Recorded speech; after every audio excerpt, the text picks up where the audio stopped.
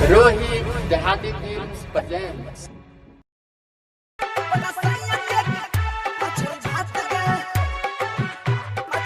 Rohit Dehati Films.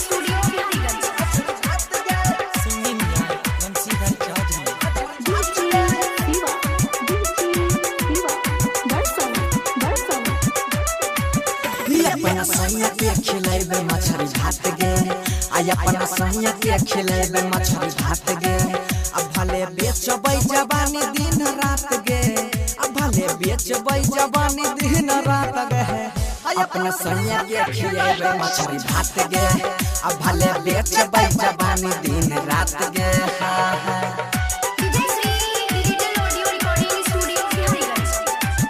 JK Yada Films.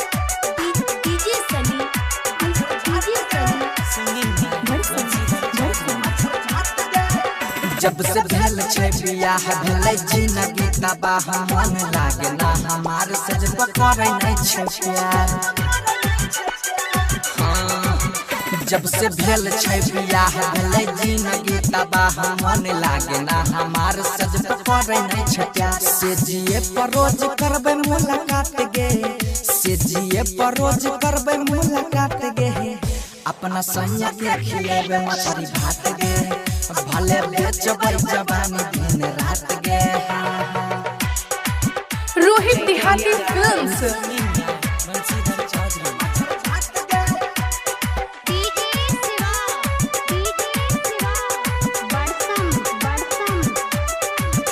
जब होते देह में दम मजा मारबे हरदम भले बिकतै जवानी ओकर नै छै हमरा गम जब देह में एतै दम मजा मारबे हरदम भले बिकतै जवानी हमरा नै छै ओकर गम गौरव बनसी से करबै नै घात गे गौरव यजे से करबै नै घात गे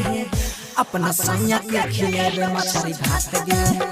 भले बिकतै जवानी दिन रात गे।